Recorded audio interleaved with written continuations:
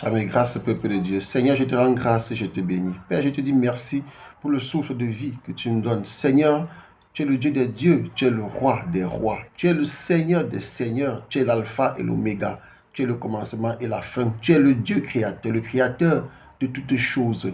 Donc, il est digne, tu es digne de louange, tu es digne d'être adoré, tu es digne, Père éternel, que nous nous prosternons devant toi, parce que c'est toi qui nous a créés. Parce que si nous existons, c'est grâce à toi. Toutes choses existent grâce à Dieu le Père, lui qui nous a créés et qui nous a aimés le premier. Merci Père et que la gloire et l'adoration te reviennent dans le précieux nom de Jésus. Amen. Bien-aimé, aujourd'hui, je voulais te dire quelque chose. Tu dois honorer le Seigneur ton Dieu. Tu dois adorer Dieu seul. Tu dois craindre Dieu. Pourquoi est-ce que le Seigneur voudrait que je te dise cela? Parce que dans la société d'aujourd'hui, on se rend compte que beaucoup d'hommes se font adorer. Même dans les assemblées, beaucoup d'hommes de Dieu se font adorer. Nous avons la grâce dans notre assemblée d'avoir un Père à qui Dieu nous a confié, qui ne se fait pas adorer, mais qui tout au contraire nous rappelle chaque jour que nous devons adorer Dieu seul.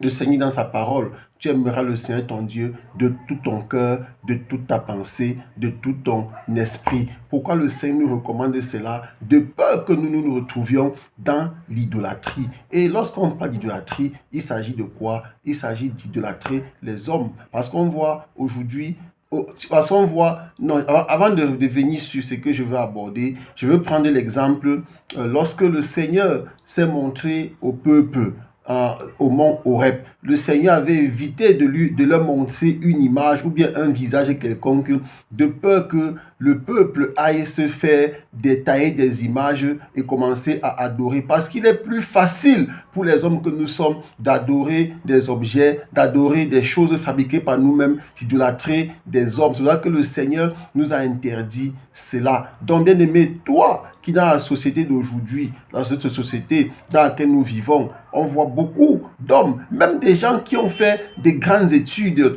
qui sont en train d'adorer, de vénérer des hommes. Et on voit beaucoup de chefs d'État qui se font carrément adorer. Je me rappelle encore un ministre de mon pays qui disait comment le chef d'État, le président, c'est tout pour lui. Sans le président, il n'est rien. Il sait comment il vénère le président, il honore le président, il adore le président. Non, bien-aimé, tu ne peux pas accorder la place de Dieu à ton président. Et tous ces leaders, tous ces grands hommes, tous ces présidents qui prennent la place de Dieu, vous devez faire très attention parce que ce n'est pas à vous de vous positionner à la place de Dieu. Dieu a défini votre rôle. On a vu par exemple, Dieu a bien défini votre place. Mais avant de vous dire la place que Dieu vous a définie, prenons l'exemple, lorsque Hérode avait voulu prendre la place de Dieu, qu'est-ce qui s'est passé? Le Seigneur l'a appelé. Donc il faut faire attention, bien-aimé. Tu ne dois pas prendre la place de Dieu. Et c'est ce qui arrive aujourd'hui à beaucoup de faux pasteurs. Et c'est ce qui va arriver encore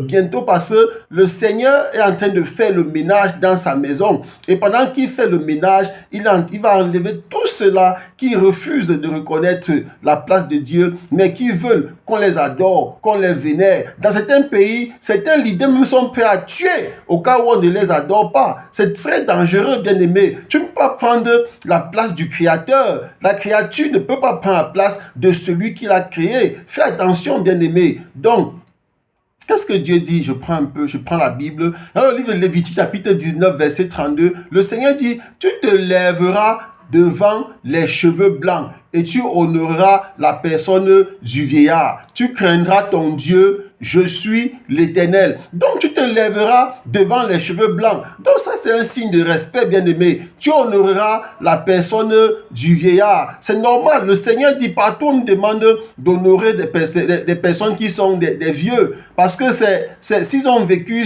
jusqu'à atteindre un âge de vieillesse, ça veut dire qu'ils ont parcouru, ils ont vécu beaucoup de choses. Donc, nous devons les honorer, mais pas les honorer de manière à les placer à la dimension de Dieu. Non, ça, c'est aussi un signe de respect. Mais étant donné que ce sont des personnes qui ont atteint, qui sont des personnes qui sont affaiblies. Donc nous devons parfois les manifester cet amour-là pour leur permettre de comprendre que leur état n'est pas un état dans lequel ils sont rejetés. De tout au contraire, c'est un état dans lequel ils méritent qu'on les manifeste du respect. Et il dit, tu craindras ton Dieu. Donc bien aimé, toi qui crains l'homme, toi qui crains la créature, fais très attention. Et toi la créature qui te fait honorer, toi la créature qui te fait craindre, toi la créature qui est prêt à tuer pour les honneurs, fais attention parce que lors du jugement, ton cas sera à côté du diable, ton cas, c'est ta situation, tu te retrouveras, je veux dire, dans l'enfer éternel alors qu'au départ, ce n'était pas ta place. J'espère que la leçon est passée. Je te dis encore merci Seigneur parce que tu sauves quelqu'un aujourd'hui et que la gloire et l'adoration te reviennent au nom puissant de Jésus. Amen.